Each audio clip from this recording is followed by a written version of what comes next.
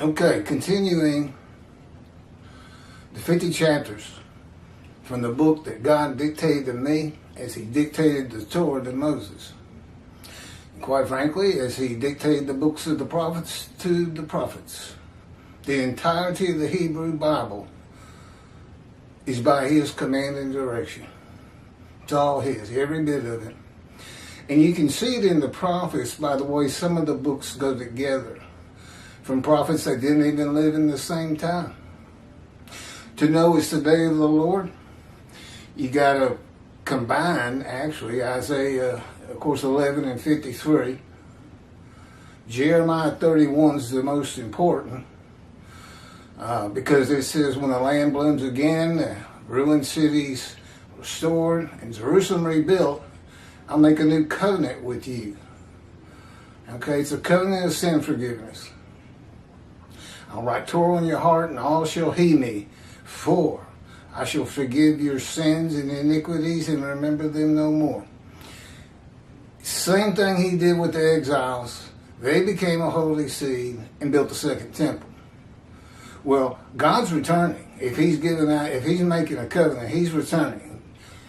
Okay, that takes you to Malachi 3, which is the only place you can find the covenant that you desire.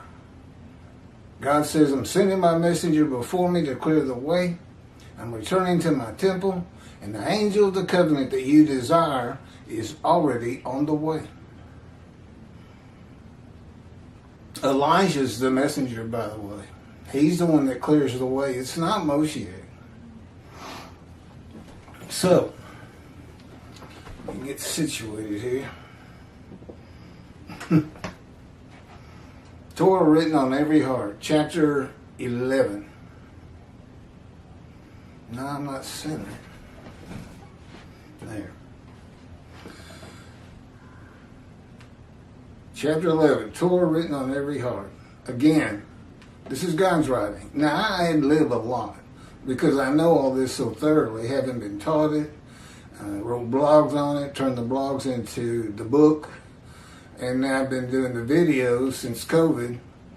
The ones we originally did had just seen too much wear and tear. God just kept having me repost them.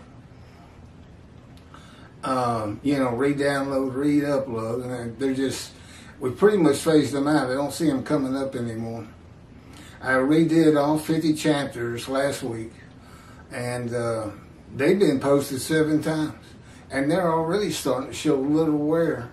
So, we're doing it again. We're going to keep them looking decent, which I'm quite happy about.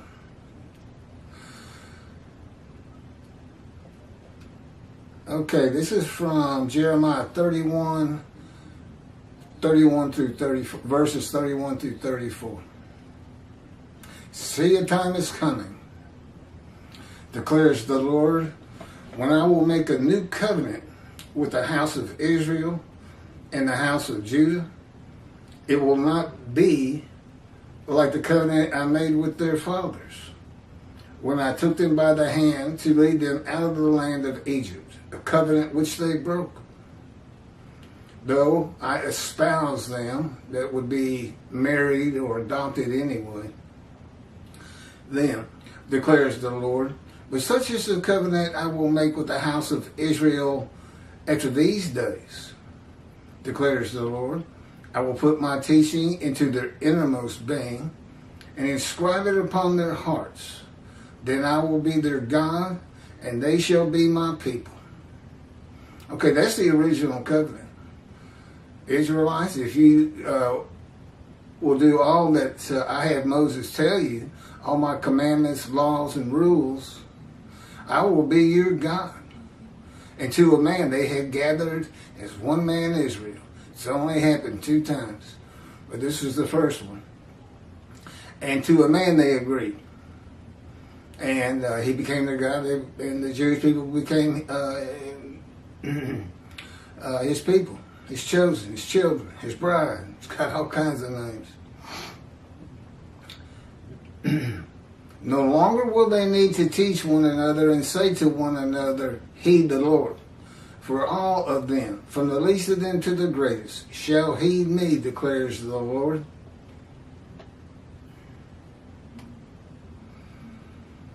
for I will forgive their sins and I will forgive their iniquities and remember their sins no more. The covenant to write Torah on every heart is fulfilled by amending the original covenant from strict compliance to being, quote, mindful of the teachings of my servant Moses, whom I charged at Oreb with laws and rules for all of Israel. Close quote. You can find that in Malachi 3. It's mindful. He's saying be mindful. It's not strict compliance. Every sect of Judaism is going to have to determine of their own what that really means and if they're going to change their ways or not. But it's being mindful, and it's going to help me draw people that I need to make righteous, to remove their guilt. Because I offered myself for guilt, but it's to remove guilt. And I'm the one that goes through all the wounding, punishment, suffering, crushing, bruising, chastisement, and maltreatment. But you haven't been maltreated until God does it to you. It's in His power, in His words.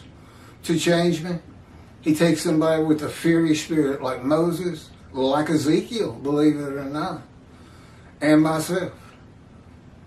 But then He just beats you down to where it doesn't even mean anything. You can't... You just lose the edge you used to have when you were just mean. He's changed me greatly. And I laugh so much more than I ever did in my life. And that's the other book he dictated to me, The Life of God's Righteous Servant, which is my life. And it shows how I fit Isaiah 53. And I'm the only person who's ever been able to explain it properly. God wrote it that way. He did it on purpose. And I've explained that in plenty of videos. But, you can find God's fire of refinement where He's straightening a prophet up. In Jonah, Job, Ezekiel particularly. Ezekiel's like the key to Isaiah 53 and understanding it. And, of course, in 53 itself, you have all those words. I call them the big six: wounded, punished, chastised, maltreated, crushed, and bruised. But they all apply to me. But I'm not taking it in a vicarious manner. It just means I'm in the fire of refinement so that I can be the teacher of righteousness who makes the many righteous with my knowledge, not by human sacrifice or blood. But it is written so that you can't figure it out. He wanted it such that only the man described could explain it. And that's me. The purpose... there's four there's only 6 prophecies left that are unfulfilled.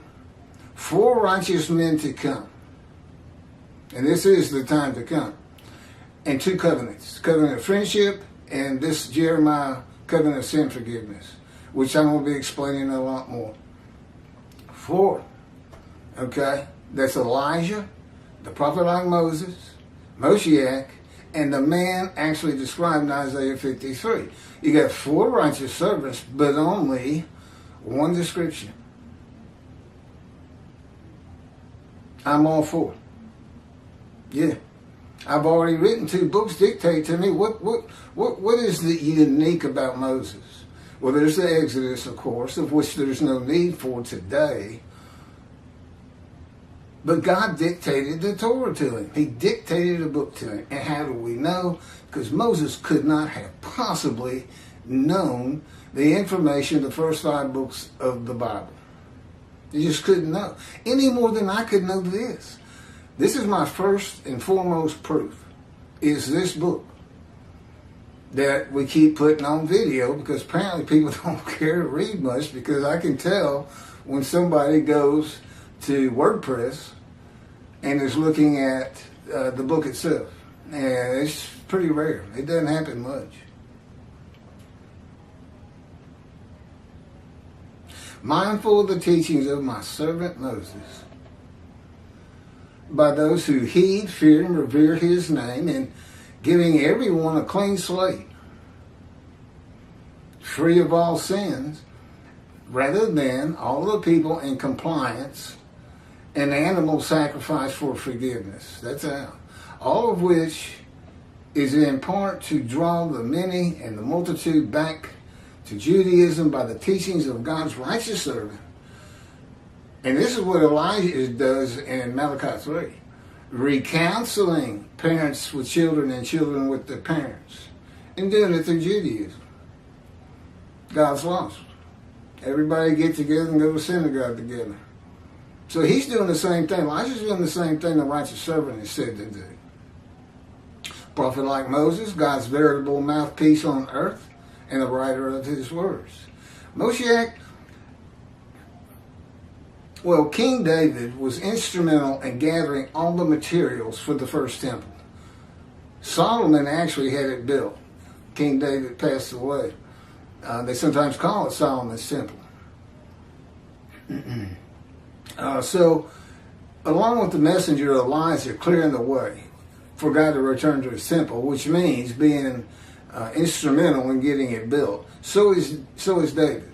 So, their purposes kind of coexist with each other. And the last thing is, why did God send take Elijah to heaven by name specifically? The only person in the Hebrew Bible. And he returns in the day of the Lord. What do you ask Elijah? Tell us about heaven, if you're Elijah. Okay, several chapters in this book had to do with heaven itself. And I've been there many times in vision. He would teach me in my very room I can expect to have. I know what the entertainment is. I know what the meeting places are like. And I know what to tell you to expect. And it's all in the book for the most part. The purpose of Elijah as the messenger of the new covenant, this is now God's words. That's me ad-libbing again. The purpose of Elijah as the messenger of the new covenant and recounselor of the Jewish families is similar to the original covenant when God spent 40 years in the desert with Moses, teaching the laws and rules for all Israel God charged them with at Horeb. And he became their God and they became his people is repeated in the amended new covenant.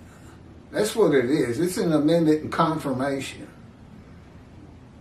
to be made in a time to come when God again says, I will be their God and they shall be my people. So, in the desert for 40 years with Moses as the messenger and teacher of the laws and rules of God for all Israel, and all the experiences of the people when God dwelt among the tents of the Israelites, is what this means. I will put my teaching into the innermost being and inscribe it upon their heart. God will once again be dwelling and moving among his people. That's why he says in the covenant of friendship, I'm going to place my temple on Mount Zion. He knows it's not there right now. He's come early. But, myself, I couldn't get that done. I mean, I can't believe the Jewish people hadn't built the temple. Forget the Temple Mount. He didn't want anything to do with it anyway. Just has to be on Mount Zion. I know all the problems with trying to get it up there with the Golden Dome Mosque and Jordan controlling it and on. The Muslim third holiest site, they say. So, what this really comes down to is everybody's got a clean slate, but they got to hear about it. They will have it when I get these books published. There's chapters that literally say that. That these covenants are there's some variants to that, but for the most part, it's so that all Jews throughout the world, we've got to have a big publisher, will have access to it. God's new scripture. And hear about it. But basically, they're going to be teaching themselves when they learn about heaven. Because it's a Jewish heaven, and you don't have a mind. God has to be the information of your mind for you to think. And he's going to do that with all things Jewish. Judaism, Hebrew Bible, Talmud, food, history, famous people, anything and everything Jewish will be the information of your mind. And he's doing it with me already. I'm living that life as though I had no mind. It's like they cut my spirit off from my mind. And that's how he orchestrates my thoughts. But he keeps it in line with who I am and very similar to the way I once thought, but there's a clear difference. But I'm still Keith, and in heaven you'll still be you. It's just a lot different when you don't have a human body. A lot different. I mean, that's hungry or wants to sleep and things like that. You'll have a form. I don't know how that works. He hadn't explained it to me.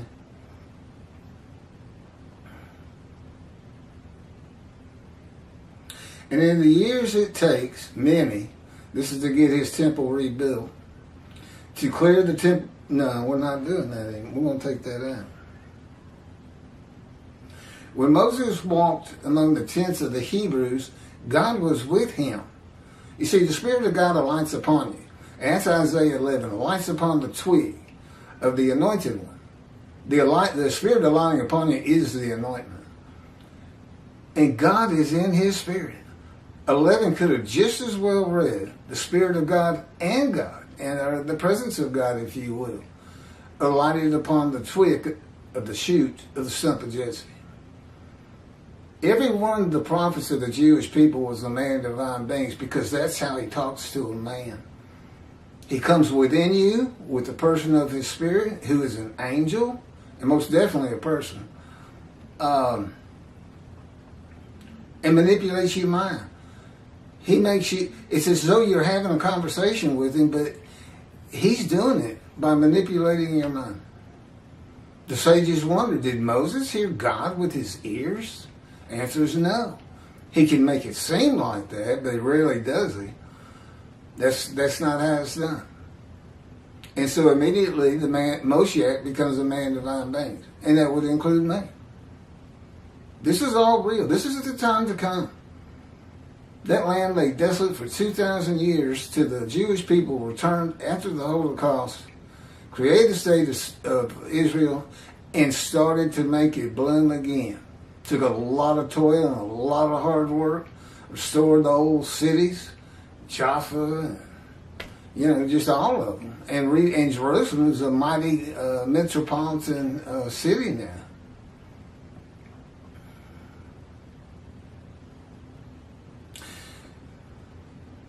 Okay, so when he walked among the tents, God was walking amongst the tents, because he's within Moses. And you can find that's actually in the Torah, and particularly in Ezekiel. And I've already gone over it. When Adam, symbolic of Esau, the brother of Jacob, who never married a Jewish woman, all of his children were Gentiles. And they formed Adam. Gentile lands is what it comes to mean. Symbolic of Esau and Christianity and Judaism. Adam would not let Moses pass through. They did not let God pass through. But in the day of the Lord, God comes from Adam. That's Isaiah 63. Who is this coming from Adam? Gentile lands. And of the peoples, the Jewish people, none are with him. It's coming with the Gentile, at least in the beginning. I'll probably convert because of the prophecy of the prophet like Moses. It's supposed to come from one of you. And he's talking to the Israelites. But that's up to God. Because God's told me, look, I don't care if it gets fulfilled or not. It is important. But you're doing everything Moses did anyway. So we'll get it taken care of. I'm not on the executive committee. I get very little information and nothing of the future, and nothing other people are saying or doing. For instance, I have no idea if Toby Singer has heard me out here in the desert yelling to the high hills, Isaiah 53 is not Israel, etc., etc. But maybe he had. The Jewish people will have the same experience as the Israelites of having a prophet in their midst, who is the visible representation of the presence of God and the angel of his presence, who never leave him. Oh, that's me. Never leave me. No. It's 24/7, 16 years. That's having a lot of God around you. But you got to remember, I'm in the fire. I'm seeing his backside. Okay, that's a real tough side to. He even hid Moses in the cliffs of the hill and put his hand over it and said, "I'm going to show you my backside." Well, that's all the Satan you'll ever need. I can tell you that. It's just his mean side. I mean, he can just. It's not that he turns mean or is mean. He can just do things to you that seem mean, and it surprises you that he would do it. But he says, that's how I change you. And it doesn't bother me a bit. Your pain means nothing to me, Keith. You know how much pain I've seen? I created pain. I created emotions. This is all going to be good, but you've got to go through this. And I'm still in it, and it's gotten worse and tougher every year. It's brutal. I'm not going to go into all the specifics, but I will tell you, he can slam you to the ground in his power, the same cords of the power that surrounded Ezekiel to keep in him from going amongst the people, cutting him off into his house, cut off from the land of the living, Isaiah 53:8. See, he matches a lot of the verses.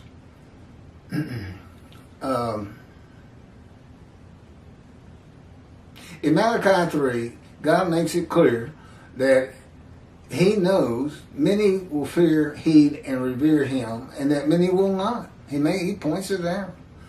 Even when he has forgiven the sins of the Jewish people and remembers them no more. Many of the Jewish people do not believe in God and do not practice Judaism. Only 30% are observant. So, and he knew that when he made the covenant. I know it says all will heed him, but he said, that's what you would expect if I was forgiving everybody's sins.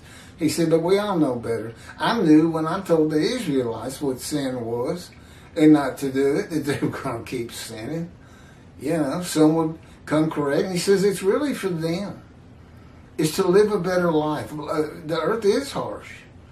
But if you follow his rules, commandments, you'll live the best life you possibly could under whatever circumstances you're in.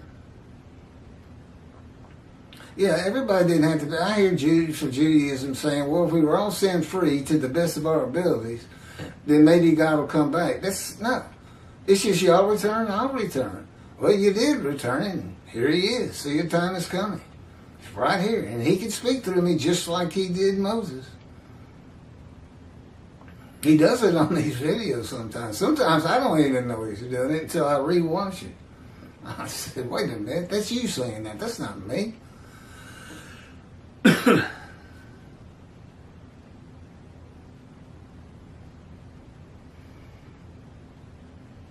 God has never stopped being the God of Israel, and the Jewish people have always been his people, contrary to teachings in the New Testament and Apostle Paul, I guess it was. Well, the Christians say God left the Jewish people because they wouldn't stop sinning and came to the Gentile. That's their... They can't back that up, and here God is repeating it. No, I've always been their God. They've always been my people. There's one, I think it's a psalm, it's not a chapter. He tells his people, every one of you can turn your back on me. I'm still not leaving. How's that? He can be very funny. But I'm in the fire. I mean, sometimes, I've cursed him mercilessly when I've been in deep pain. Really have. I always feel bad about it, and he said, well, that's part of it. That helps change you. It's brutal. That's all I can tell you. The covenant, I will write Torah in your heart, is a metaphor with a degree of hyperbole. God is announcing a new, less strict covenant and says that all the Jewish people will heed him, for he will forgive their iniquities and remember their sins no more. So it's an amendment with an addition of forgiving the sins. And so there'll be a holy seed to build the third temple. It's just a repeat story. He forgave the exiles. All 13 tribes had returned. And they did. Read Ezra if you don't believe me. And in Isaiah, he forgave them of their sins and iniquities. And they ended up building the second temple. Well, in Jeremiah, it's for the Roman dispersal, the diaspora, which means away from the promised land. Okay, next up is chapter 12, divine inspiration of prophecy fulfilled. One of my favorites. It is the most blatant manipulation of the New Testament that you can find, other than the great lie and deceit from the lips of Jesus himself. They go together. These are my top two. There's just flat out something wrong with your book and your unblemished lamb, who God has the top 10 lies of Jesus. I don't know if we put it in a chapter. They show up in here. Okay, next up, chapter 12.